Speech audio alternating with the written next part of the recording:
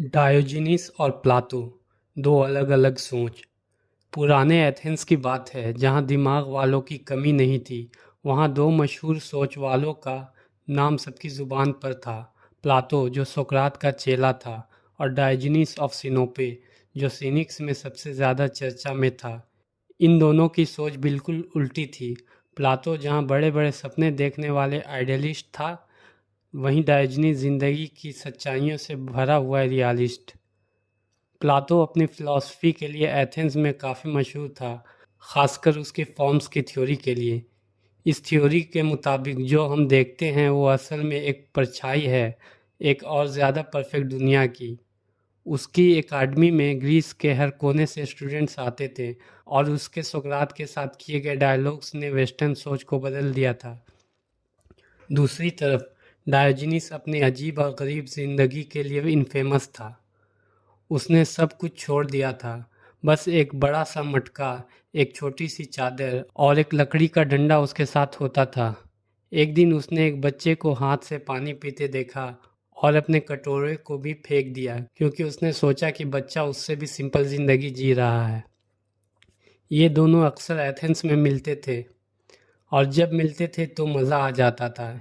एक दिन डायोजेनिस बाजार में बैठा धूप ले रहा था, तभी प्लातो अपने स्टूडेंट्स के साथ वहाँ आ गया। प्लातो जो हमेशा डिग्निफाइड दिखता था, नीचे देखते हुए डायोजेनिस से बोला, डायोजेनिस तुम्हारे बारे में बहुत सुना है, तुम्हारे समाज के नियम और वैल्यूज़ को ना मानने के बारे में, मगर ये बताओ तुम्हारी सोच क्या है? अगर तुम इंसानी ज़िंदगी के सब अच्छाइयों को ठुकरा देते हो।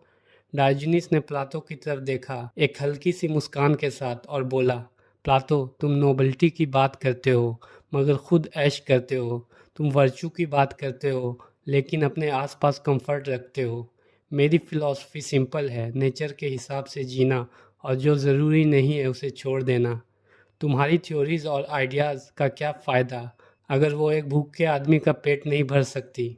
प्लातो ने गुस्से से कहा, तुम समझते नहीं हो डायोजेनिस, जो दुनिया हम देखते हैं वो सिर्फ असली रियलिटी की परछाई है। फॉर्म्स वो परफेक्ट आइडियाज़ हैं जो हमारी आत्मा समझने की कोशिश करती है। एक फ़िलासफ़र का काम होता है इन आइडियाज़ को समझना और मटेरियल दुनिया के ऊपर उठना। डायोजेनिस हंस के बोला, और वो आइडियल्स का क्या फ़ायदा अगर उन्हें छुआ या देखा ही नहीं जा सकता। ये देखो, यहाँ एक लकड़ी का बेंच पड़ा है, मैं इस पर बैठ सकता हूँ, इसकी सॉलिडिटी फील कर सकता हूँ, मगर तुम्हारा परफेक्ट बेंच कहाँ है? क्या वो तुम्हारे दिमाग में है या आसमान में? और उसका क्या फ़ायदा अगर वो इस दुनिया में नहीं है? प्लातो ने कहा, आइडियल बेंच फॉर्म की दुनिया में एग्जिस्ट करता है डायोजेनिस। ये बेंच जो तुम देखते हो वो उस आइडियल का एक इम्परफेक्ट रिफ्लेक्शन है। डायोजेनिस फिर से हंसा और बोला, तो मुझे ये इम्परफेक्ट बेंच ही पसंद है। प्लातो ये रियल है और मैं इसे यूज़ कर सकता हूँ, तुम्हारे आइडियल बेंच मेरे किसी काम का नहीं। प्लातो के स्टूडेंट्स ये सब सुनकर खुसुर फुसुर करने लगे। कुछ डायोजेनिस की बातों से इम्प्रेस हुए तो कुछ प्लातो की बात में सच्चाई देख रहे थे।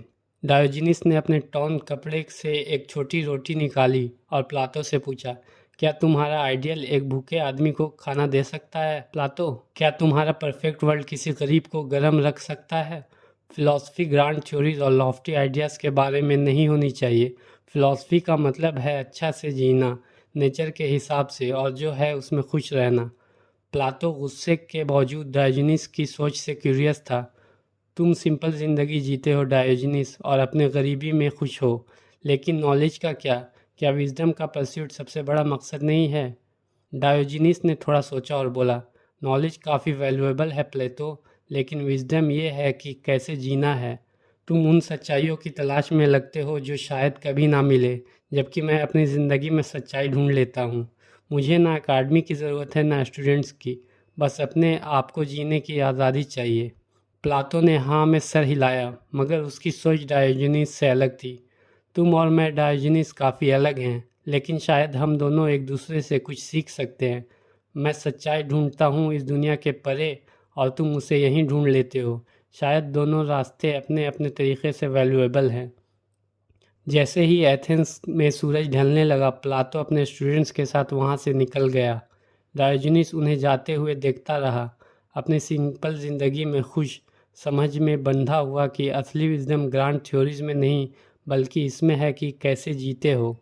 इन दोनों के रास्ते फिर मिलेंगे नए डिबेट्स और इंसाइट्स के साथ, मगर उस पल में दोनों को ये समझ आया कि सच्चाई की तलाश एक सफ़र है और हर इंसान अपना रास्ता खुद ढूंढ लेगा। इस वीडियो को पूरा सुनने के लिए थैंक्स। हम फिर मिलेंगे। बाय।